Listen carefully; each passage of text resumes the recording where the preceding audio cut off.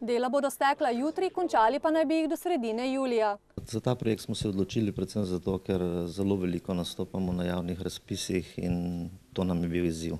Kajti gre za en poseben projekt, ki jih je zelo malo ali pa praktično je to prvi projekt, ki je res neka posebna kulturna dediščina, gre za simbol slovenstva in to nam je velik izziv, da smo nastopili na tem projektu in konec koncev tudi uspeli.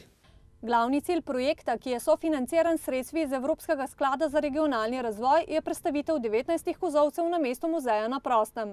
Eden pomembnih ciljev projekta je seveda tudi, da to postane turistična točka nacionalnega pomena in zelo pomembna seveda tudi za občino Šentrupert.